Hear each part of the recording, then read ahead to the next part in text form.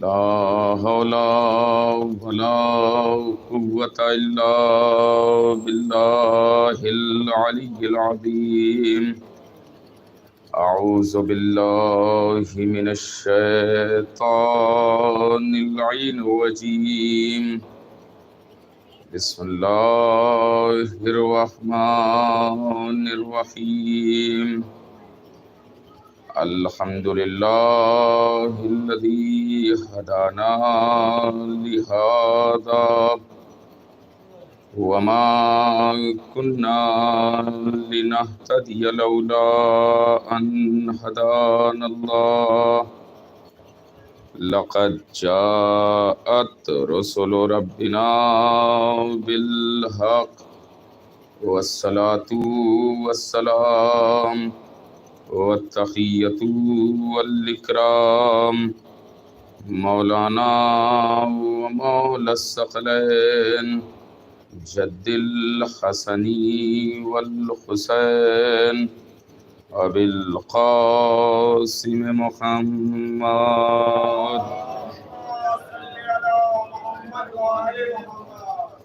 وآله الطيبين الطاهرين المعصومين المظلومين. ولعنة الله على أعدائهم أجمعين من يومنا هذا إلى قيام يوم الدين. أما بعد فقد قال رسول الله صلى الله عليه وآله وسلم: علي خير البشر من شک فیہ کفر. صلوات پڑھ دیں محمد وآلہ.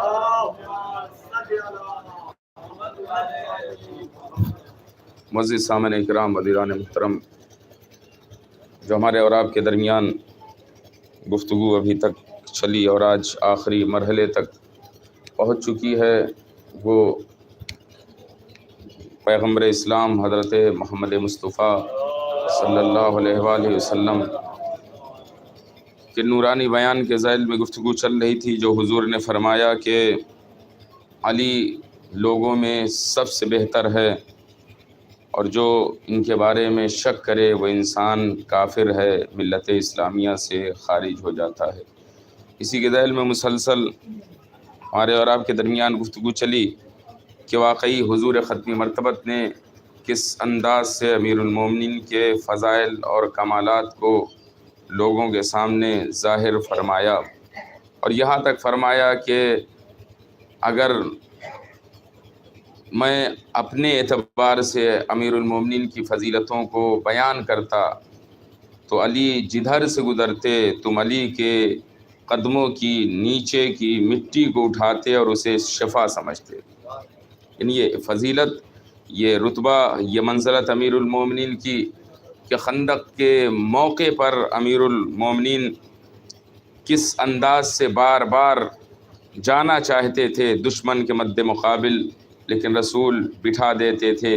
اور جب امیر المومنین کو بھیجا ہے، زیادہ تفصیلی انشاءاللہ مجلس نہیں ہوگی، فضائل مختصر پڑھیں گے کہ جب بھیجا ہے امیر المومنین کو تو ایک فقرہ پیغمبر اسلام نے فرمایا کہ آج جو بھی علی کی کامیابی کی خبر لائے گا اس کے اوپر جنت واجب ہو جائے گی.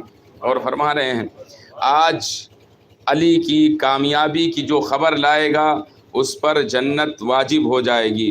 یا رسول اللہ، اتنا آسان کر دیا جنت کو، اتنا آسان کر دیا کہ علی کی فتح اور کامیابی کی خبر جو لائے گا اس پر جنت واجب ہو جائے گی.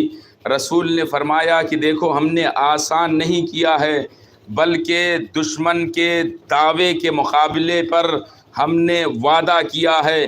کہ دشمن نے دعویٰ کیا کیا تھا؟ رسول کے خیمے کے قریب کھڑا ہوا عمر ابن عبدود کہہ رہا تھا کہ مسلمانوں آؤ، نکلتے کیوں نہیں؟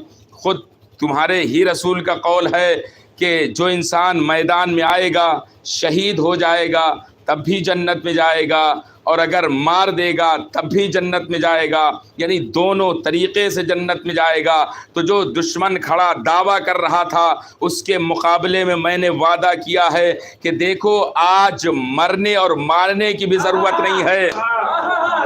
جزاک اللہ ماشاء اللہ، آج مرنے اور مارنے کی بھی ضرورت نہیں ہے، صرف علی کی محبت میں علی کی کامیابی کی خبر دے دو جنت لے جاؤ، علی کی کامیابی کی خبر دے دو جنت لے جاؤ۔ اچھا، جب علی کی کامیابی کی خبر دینا ہے تو کرنا کیا پڑے گا؟ جانا پڑے گا نا میدان کی طرف چل کے۔ بڑی توجہ، لمحہ فکریہ ہے کہ جانا پڑے گا، چل کے جانا پڑے گا اور جا کر کے دیکھنا پڑے گا، اور صرف دیکھنا ہی نہیں ہوگا، جب علی کامیاب ہو جائیں گے تو بھاگنا پڑے گا۔ بڑی توجہ چاہ رہے ہیں، جملے پر لفظوں کی نزاکت پہ غور فرمائیں کہ جب علی کامیاب ہوں گے تو بھاگنا پڑے گا۔ کہاں بھاگ کے جائیں گے؟ کہ رسول کی طرف بھاگ کے جائیں گے۔ کل جو رسول سے بھاگ رہے تھے، کل رسول بلا رہے تھے، یہ بھاگ رہے تھے، اور آج رسول کی طرف انہیں بھاگنا ہے۔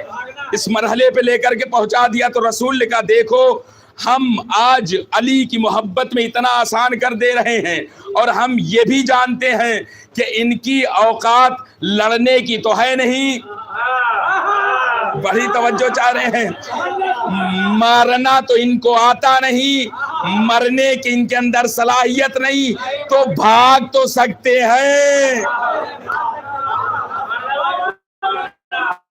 ایک صلوات پڑھ دیں محمد والے۔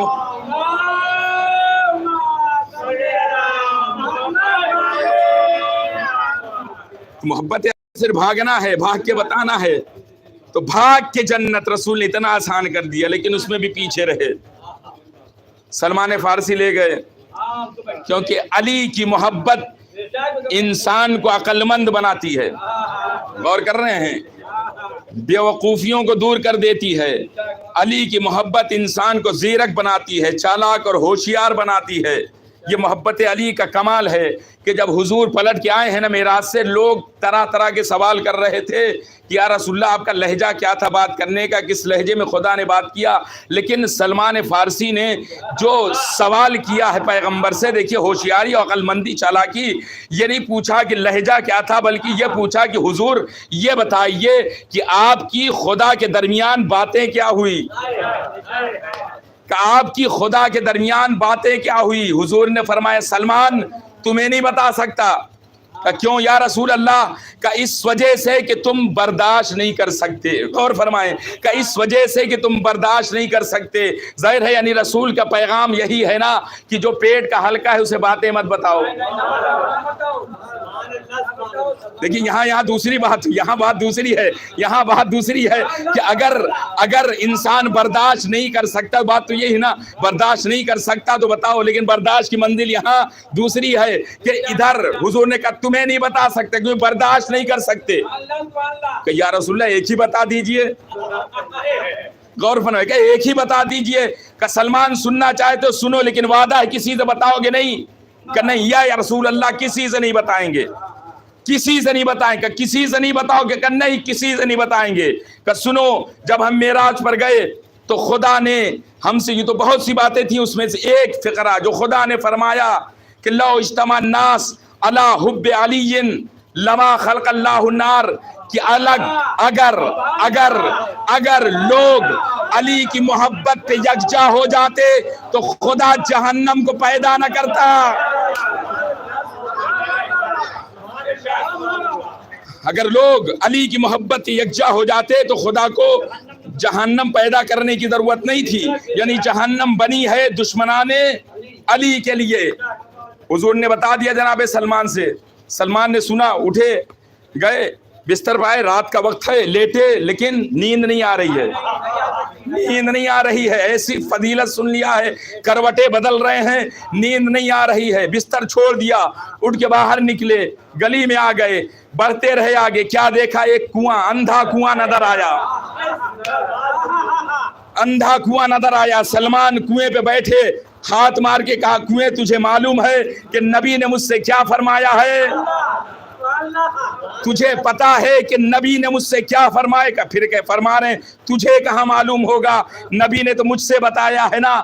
سن میں تجھے بتاتا ہوں کہ نبی نے شب معراج اللہ سے باتیں کیا کہ اگر لوگ علی کی محبت میں یکجا ہو جائیں تو خدا کو جہنم پیدا کرنے کی ضرورت نہیں تھی۔ ادھر دیکھیں جملے کی نزاکت پر اور لطافت پر ادب پہ غور کیجئے گا کہ ادھر سلمان کی آواز بیج بن کے کنویں کی گہرائیوں تک پہنچی۔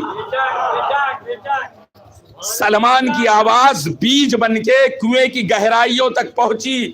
کنویں میں ایک درخت اگا، درخت میں شاخیں آئیں، شاخوں میں پتے آئے،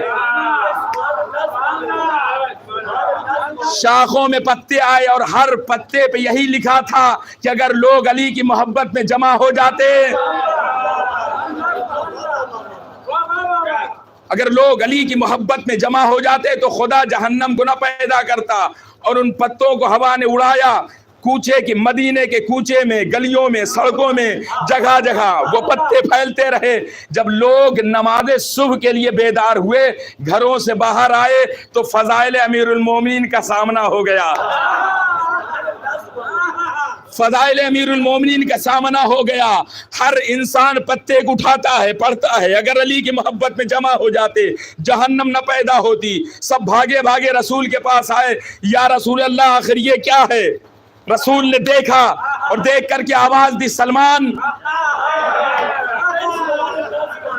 بڑی توجہ چارے مولائیوں کا مجمع ہے، زیادہ دیر نہیں رہنا، فضائل دنیا انشاءاللہ حیات رہی تو اگلے برس خدا تمام جوانوں کو باحیات رکھے، باقاعدہ ہر حاجتیں پوری رکھے، تمام تمنائیں پوری رکھے، روزی روزگار کو لگا کے رکھے، ہر صحت اور ان کی عافیت میں رکھے، اور سب سے بڑی دعا یہ ہے کہ بی بی سیدہ اپنی رضاؤں کے سائے میں رکھے۔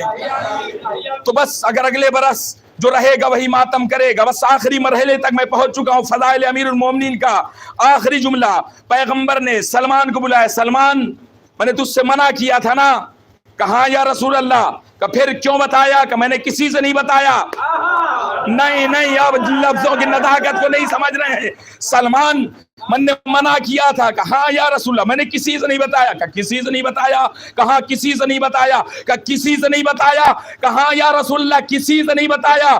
کہیں نہیں بتایا؟ نہیں لفظوں کی نزاکت کو نہیں دیکھ رہے ہیں۔ سلمان کہیں نہیں بتایا۔ ایک مرتبہ سلمان نے آواز دی، یا نبی اللہ آپ نے کسی سے نہ بتانے کے لیے منع کیا تھا۔ نعرہ صلوات۔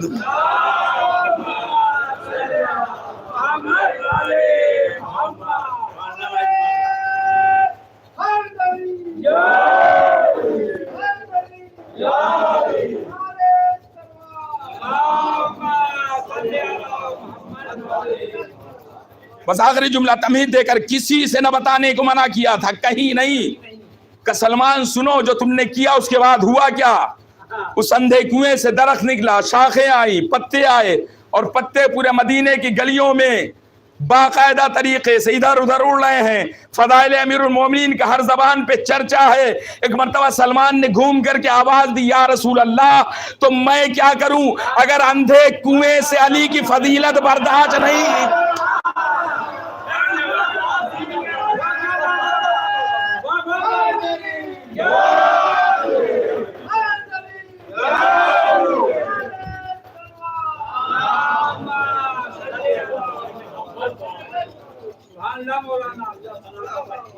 بس آخری مرحلے تک، کیونکہ آخری مجلس ہے، جس طریقے سے محظوظ ہوئے اسی طریقے سے غمزدہ بھی ہونا ہے۔ الوداع کہتے ہوئے جو رہے گا اگلے برس وہی ماتم کرے گا۔ تو رخصت کر رہے ہیں۔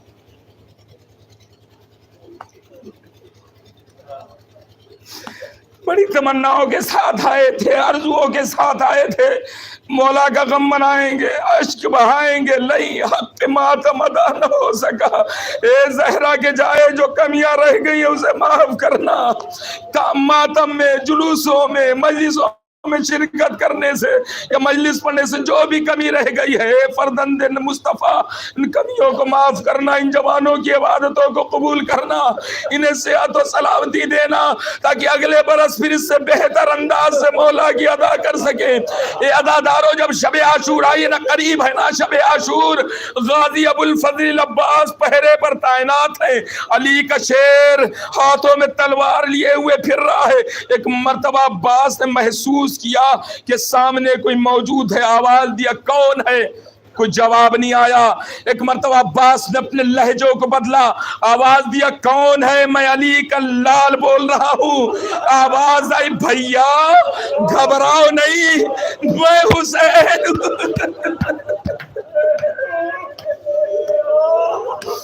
جزاک اللہ جزاک اللہ جزاک اللہ۔ بی بی سیدہ پرسا قبول کرے، جوانوں کی تمام تمناؤں کو پورا کرے۔ عباس گھبراؤ نہیں بھائی، میں حسین ہوں۔ حسین تڑپ کر کے ایک مرتبہ غازی گھوڑے سے اترا، بھائی کے قریب پہنچا، آواز دی بھیا آقا حسین اس وقت رات کے سناٹے میں اس صحرائے کربلا میں آپ کیا کر رہے ہیں؟ حسین نے آواز دی عباس اس صحرائے کربلا میں سنے حسین ابن علی کی کرامت۔ عباس اس صحرائے کربلا میں زمین کربلا سے ان درختوں اور پیڑوں کو اکھاڑ رہا ہوں کہ جس میں کانٹے لگے ہوئے ہیں۔ ہائے حسین ہائے حسین، کم سن بچوں کے پیروں میں جو کانٹا نہ برداشت کرے، کیسے اپنے شہزادے کے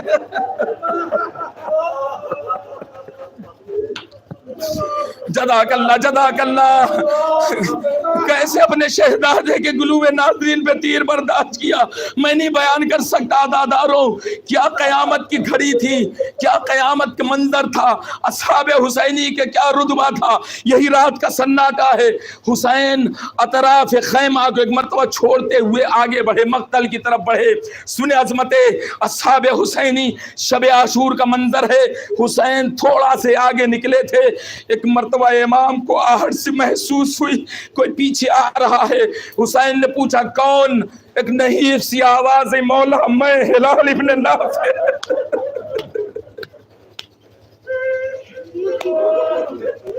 مولا میں انہیں ہلال ابن نافع۔ حسین نے کہا ہلال تم ہو، آؤ ہلال آ گئے ہو تو آؤ۔ اے ہلال دیکھو موقع اچھا ہے، رات کا سناٹا ہے، تنہائی کا عالم ہے، جاؤ واپس چلے جاؤ۔ ہلال رونے لگے، فرزند رسول ارے کب تک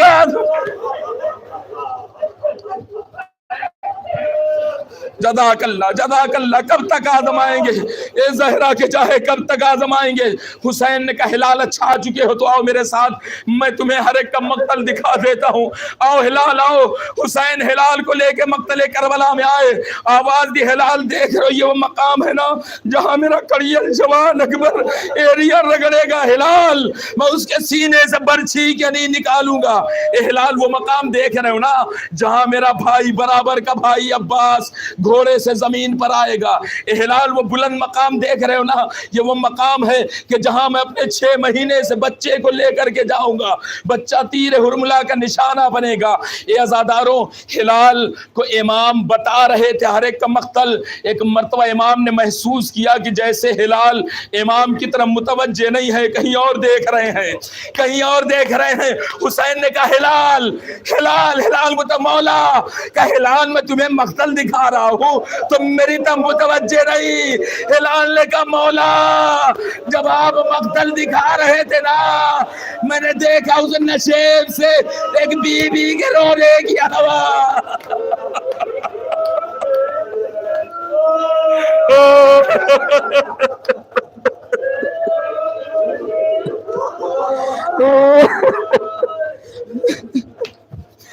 بی بی کے رونے کی آواز آ رہی تھی۔ مولا حسین نے کہا ہلال اے ہلال یہ کوئی اور نہیں بی بی، میری ماں فاطمہ ہے۔ ہلال ہلال میرے مقتل پہ میری ماں فریاد کر رہی ہے، ہلال فاطمہ رو رہی ہے۔ دادارو وہ وقت قریب آ رہا ہے، شب عاشورہ، یہاں تک کہ ارباب مقاتل لکھتے ہیں حسین ابن علی روز عاشورہ پوری تیاری کے ساتھ، کوئی نہ رہا، زہرا کا لال تنہا رہ گیا۔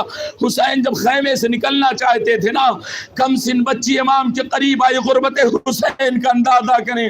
آواز 2 جملے سکینہ نے کہا ہے، حسین ابن علی سے پہلا جملہ کہا بابا ایک لمحے کے لیے بیٹھ جائیے بابا۔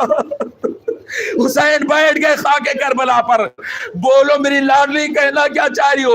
سکینہ نے عجیب مظلومانہ جملہ کہا کہ بابا اے بابا ایک مرتبہ میرے سر پہ ایسے ہاتھ پھیر دو،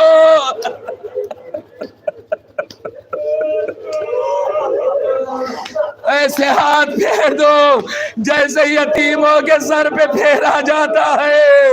ہائے حسین، آواز دیا بیٹا تیرا باپ تیرے سامنے ہے سکینہ، ابھی سے تجھے احساس یتیمی ستا رہا۔ جزاک اللہ جزاک اللہ، مولا طاقت دے، آخری مجلس ہے، دل کھول کے رو لیجئے۔ اب جو رونے کا ایک سما بن چکا ہے تو رو لیجئے 2-4 جملے۔ حسین نے سکینہ کو رخصت کیا، اور روایت کے فقرے یہ ہیں کہ کل بھی بیان کیا تھا نا کہ پوچھ رہے تھے جناب مختار ہرملہ سے آخر وجہ کیا ہے کہ ہمارا چوتھا امام تڑپ رہا ہے، تو قید ہوا کہ نہیں ہوا؟ اس نے کہا کہ جو میں نے کارنامہ انجام دیا تو 3 تیریں ہمارے کام آئی ہیں، 3 تو بیکار ہو گئیں۔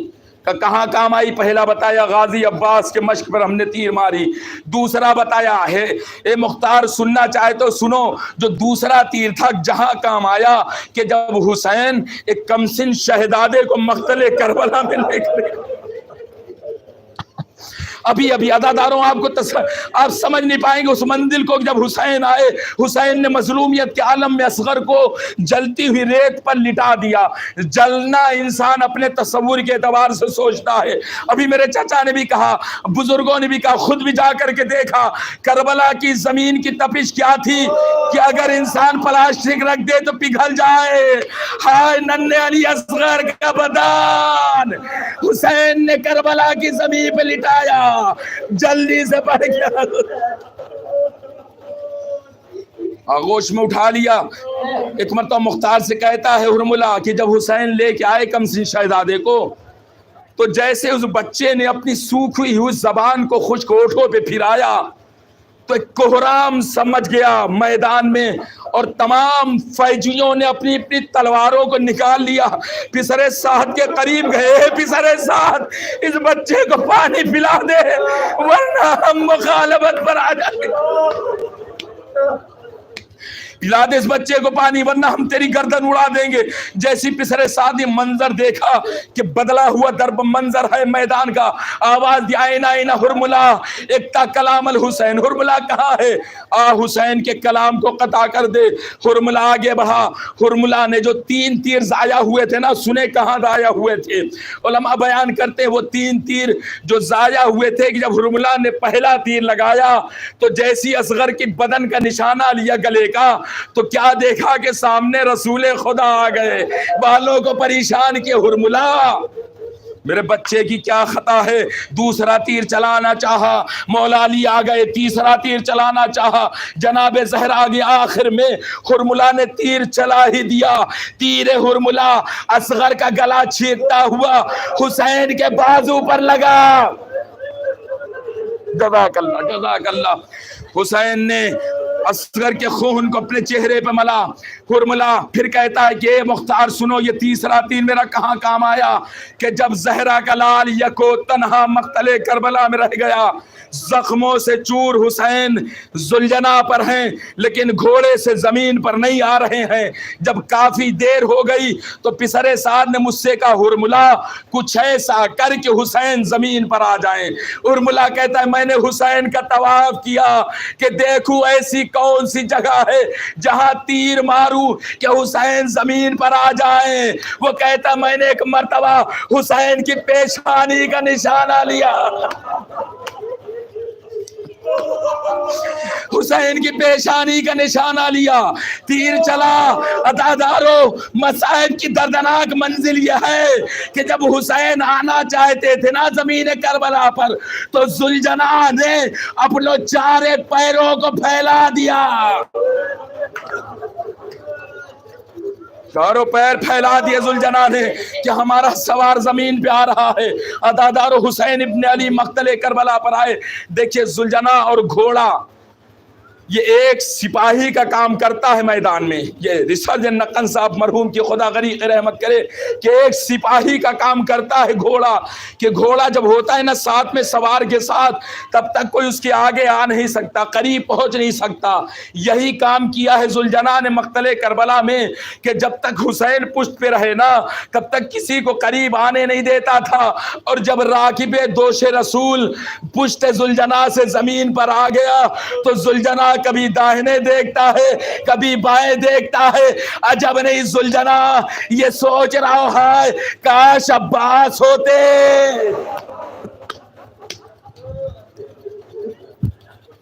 کاش عباس ہوتے تو بلا لیتا مدد کے لیے.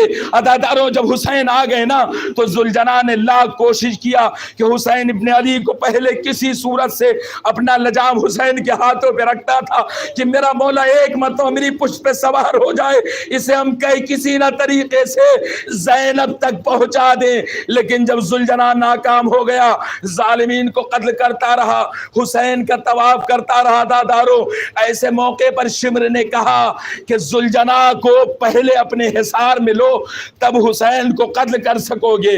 اگر ذوالجناح دور نہ ہوا تو حسین پہ خنجر نہیں چل سکتا. اے عزادارو ظالمین آگے بڑھے منصوبہ بندی کے ساتھ. ذوالجناح اور حسین کے بیچ میں ایک دیوار حائل ہو گئی.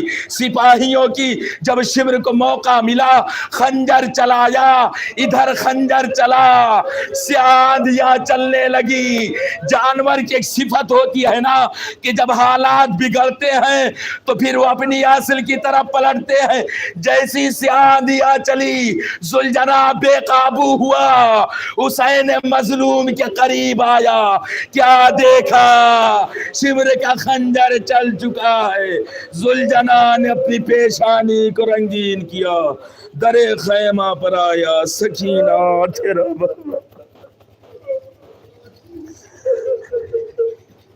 ماتم